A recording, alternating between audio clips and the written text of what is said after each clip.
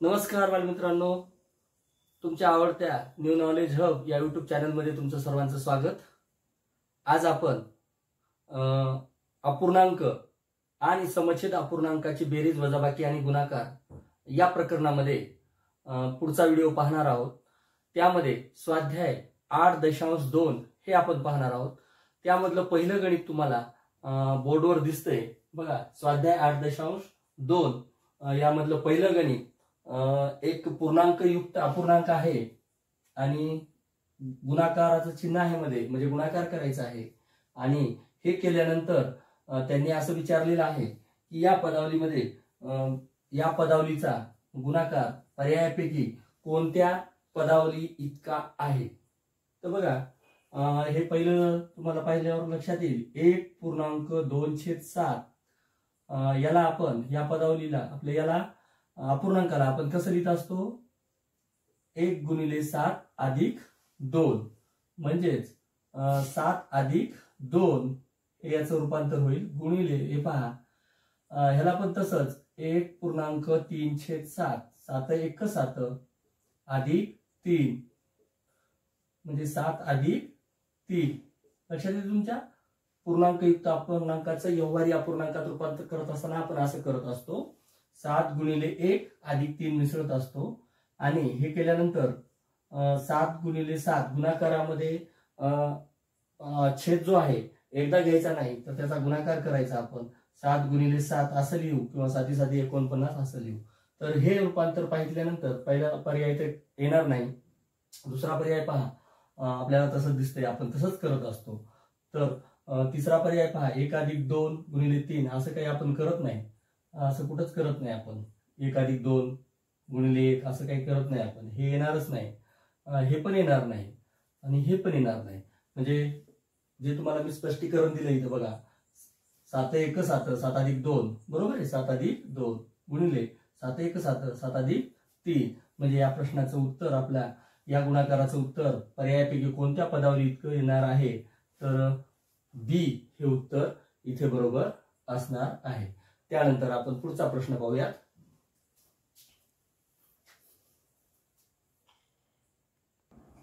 पहा बालमित्रांनो, त्यानंतरचा प्रश्न तुम्हाला बोर्डवर दिसतोय स्वाध्याय 8.2 मधला दुसरा प्रश्न आहे।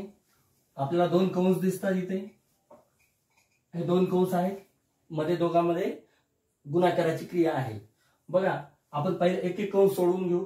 पहिला कंस पाहू तर आपल्याला लक्षात येईल 5×5=5 म्हणजे तिन्ही छेद समान आहेत। मग वरील जी सांगितली ती क्रिया आपण करू शकतो। बघा इथं काय आहे, बेरीजीची आहे ही आणि ही वजाबाकीची आहे। तर बघा छेद समान असल्यामुळे एकदाच घ्यायचं काम आहे। बेरीज आणि वजाबाकीमध्ये छेद आपण एकदाच घेत असतो। बघा आता काय 3+1 - 2 3 आणि 4 पदावलीच्या नियमाप्रमाणे अगोदर करून घ्या। 3 आणि 4 3 आणि 1 4 -2 छेद 5 जशाला तसा। त्यानंतर बघा 4 मधून 2 गेले, 2 राहिले, छेद जशाला तसा। म्हणजे इथून तर इथपर्यंतच्या या कंसाचं उत्तर 2/5 आलेले। मध्ये आपल्याला क्रिया दिसते ती गुणाकाराची, आपण हे करून घेऊ। आता बघा 36/45 आहे आणि वजा 2/5 हा कंस आपल्याला करायचा आहे। हा कंस करण्याच्या अगोदर आपण याच्यामध्ये काही अतिसंक्षिप्त रूप देता येते का पाहू। बघा इथं तुम्हाला दिसतंय 6 3 9 4 5 9 म्हणजे 3 भाग जाणार आहे इथं, आहे की नाही। 3 1 3 3 2 6 3 1 3 उरले 1 3 5 15 परत 3 भाग जातो 3 4 12 3 5 15 म्हणजे इकडलंच वरी किती आले 4 राहिले, खाली किती आले 5 4/5 वजा हे 2/5 इकडले हे याचं संक्षिप्त रूप आधी अगोदर तिला आपण केलं। आपण आता हे 2/5 घ्यायचे वजा 2/5 छेद समानच आहे, डायरेक्ट वजाबाकी करू। 4 मधून 2 गेले, 2 राहिले वरती, छेद एकदाच घ्यायचा असतो वजाबाकी आणि बेरजेमध्ये। म्हणजे याचं उत्तर किती आलं 2/5। एवढ्या सगळ्यांचं उत्तर किती आलं 2/5 बघा। आणि दोघात मुख्य क्रिया कोणती आहे, गुणाकार इथे दिसते तुम्हाला। मग आता डायरेक्ट छेद सारखा आहे आणि गुणाकाराची क्रिया आहे, 2×2 4 आणि गुणाकारामध्ये छेद एकदा घेऊन चालत नाही, हे लक्षात ठेवायचं। इथं 5×5 = 25 आपल्याला करावं लागणार आहे. उत्तर आपल्याला आलेलं आहे 4/25. पर्याय बी हे आपल्या प्रश्नाचं उत्तर असणार आहे. चला नंतरचा प्रश्न पाहूया.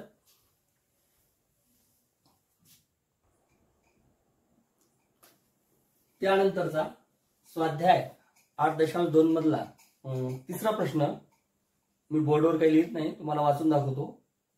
बघा, एखाद्या दिलेल्या अपूर्णांकात एकच नैसर्गिक संख्या अंशामध्ये आणि छेदामध्ये मिळवली तर तयार होणारा नवीन अपूर्णांक कसा असतो? रिकामी जागा आहे. पर्याय ए आहे पहिल्यासारखाच असतो. नंबर 2 आहे बी पर्याय मूळ अपूर्णांकापेक्षा लहान असतो. मूळ अपूर्णांकापेक्षा मोठा असतो. पर्याय सी होता. पर्याय डी आहे मूळ अपूर्णांकापेक्षा मोठा वा लहान असू शकेल. आपण एक उदाहरण घेऊन पाहूया. बघा, 4/7 हे अपूर्णांकाचं उदाहरण घेतलं. आता या अपूर्णांकात काय केले आपण, एकच नैसर्गिक संख्या अंशामध्ये आणि छेदामध्ये, हे अंश आहे हा छेद आहे, अंश हा छेद, याच्यामध्ये काय केली एकच संख्या मिळवली.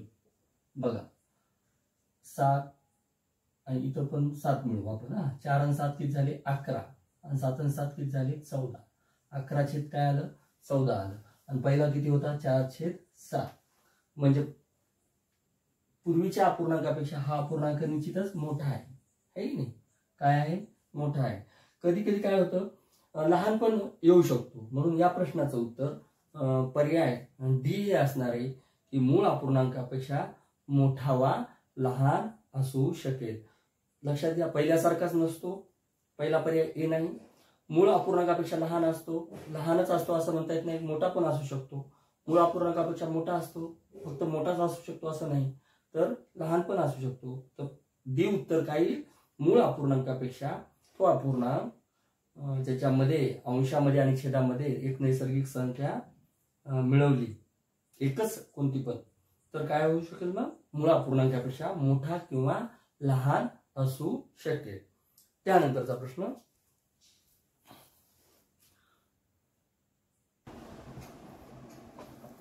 प्रश्न, स्वाध्याय 8.2 मधला चौथा प्रश्न पहा. 2 कंस आहेत आपल्या समोर आणि पदावलीचं त्याला स्वरूप आहे. अपूर्णांकाचं हे गणित आहे. पहा, हा कंस आपण अगोदर सोडून घेऊ. हे कसा अपूर्णांक आहे, पूर्णांक युक्त अपूर्णांक.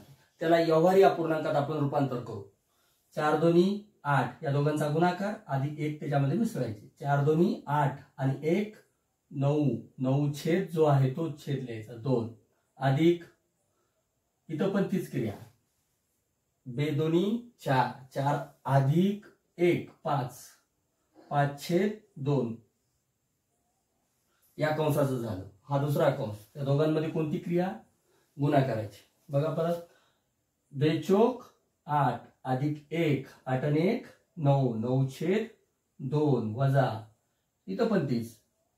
बे दोन्ही 4. 4 अधिक 1 5 छेद जो आहे तोच 2. हे या कंसाचं. आता छेद सारखे आहेत, बेरीज करायची सोपं. 9 आणि 5 14 छेद 2 गुणिले इथं पहा वजा बाकी आहे. 9 मधून 5 गेले 4 छेद जो आहे तोच. बघा आता पण काटाकाटी करता येते. काटाकाटी किंवा संक्षिप्त रूप म्हणायचं. बघा बे 1 बे, बे दोन्ही 4, हे बे 1 बे, बे 7 14.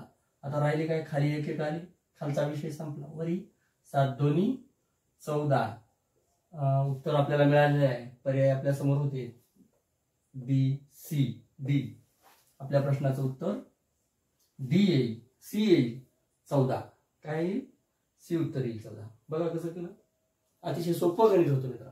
चला, तुम्ही नवोदय प्रकाशनाचं पुस्तक काढून वही आणि पेन समोर ठेवून गणित करून पहा. गणितामध्ये सगळ्यात महत्वाचं आहे practice. Practice make man perfect. हे विसरू नका. पुन्हा पुन्हा सराव करणं महत्वाचं आहे.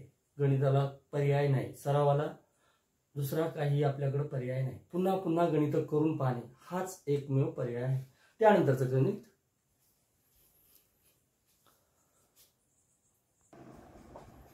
त्यानंतरचं गणित 5 क्रमांकाचं बघा 2 कंस आहेत. अतिशय सोपं गणित आहे, एकदम सोपं. पहा छेद सारखे आहेत, मध्ये बेरजेची क्रिया आहे. 4 आणि 4 किती होतील 8. छेद सारखा आहे, एकदाच घ्यायचं काम बेरजेमध्ये आणि वजाबाकीमध्ये. गुणाकारामध्ये काय करायचंय त्याचा गुणाकार. याचं उत्तर किती आलं 8/3 गुणिले ह्याचं उत्तर किती येईल पाहू. छेद याचा पण सारखा आहे 3, एकदाच घ्यायचं काम. 1 + 1 2 झालं. किती सोपं. परत तेच गुणाकार आहे. 8 2 16 3 3 9. उत्तर मिळालेलं आहे पर्याय. बघा 11/9 13/9 16/9 10/9 10/3. उत्तर आपल्याला मिळाले 16/9.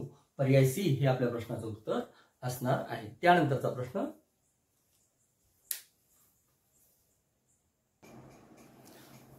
प्रश्न पाहूयात आपण. प्रश्न क्रमांक 6 पाहणार आहोत. बघा एक चौकटी कंस दिलाय आणि मला छोटा कंस दिलाय. 1/2 गुणिले 3/2 अधिक 1 या पदावलीची किंमत काय आहे. पूर्ण प्रश्न लिहिला नाही मी, शॉर्ट मध्ये लिहितोय पण तुम्हाला समजण्यासाठी. या पदावलीची किंमत काय आहे. अगोदर आपण हा कंस सोडून घेऊ. बघा याचा पण छेद सारखा आहे. छेद सारखा गुणाकाराची क्रिया 3 1 3 आणि 2 2 4 3/4 अधिक 1 एवढ्या ह्याला पूर्णांकयुक्त अपूर्णांकाच्या भाषेमध्ये आपण असं लिहू शकतो का. 1.3/4 लिहू शकतो आपण. असं लिहू शकतो. तर बघा हे 1 इकडे असलं काय इकडे असलं काय प्लसच आहे. त्याच्यामुळं या प्रश्नाचं उत्तर पर्याय डी हे असणार आहे 1.3/4. अतिशय सोपं गणित होतं. त्यानंतरचा प्रश्न पाहूयात आपण.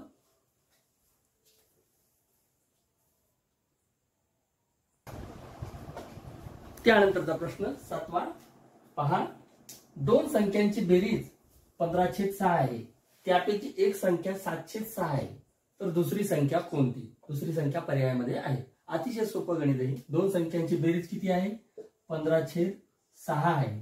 त्यापैकी एक संख्या 7/6 आहे, तर दुसरी संख्या कोणती. वजाबाकी करायची. 2 संख्यांची बेरीज 8 आहे, त्यापैकी एक संख्या 3 आहे, तर दुसरी संख्या कोणती. 8 + 3 5. तसंच गणित अतिशय सोपं. 15 मधून 7 गेले 8 छेद वजाबाकी छेद एकदाच घ्यायचा असतो. 8/6. बघा पर्याय. अरे नाही की पर्याय. आता काय करायचं याला संक्षिप्त रूप देऊ. 2 8 2 6. आता आहे का आहे. 4/3 हा पर्याय आहे. आपल्याला आपल्या प्रश्नाचं उत्तर मिळालेलं आहे. पर्याय ए हे उत्तर आपण नवोदयच्या परीक्षेमध्ये वर्तुळ गोल करणार आहोत. विद्यार्थी मित्रांनो अशा पद्धतीनं आज स्वाध्याय 8.2 हा पूर्ण झालेला आहे. तुम्ही अधिकाधिक सराव करा. नवोदयला लागण्यासाठी तुम्हाला खूप खूप शुभेच्छा. आपण भेटूया पुढच्या व्हिडिओमध्ये. तोपर्यंत तुम्ही न्यू नॉलेज हब या यूट्यूब चॅनलला लाईक शेअर सबस्क्राईब काय काय करता येईल तुम्हाला ते करा. धन्यवाद. भेटूया आपण पुढच्या व्हिडिओमध्ये.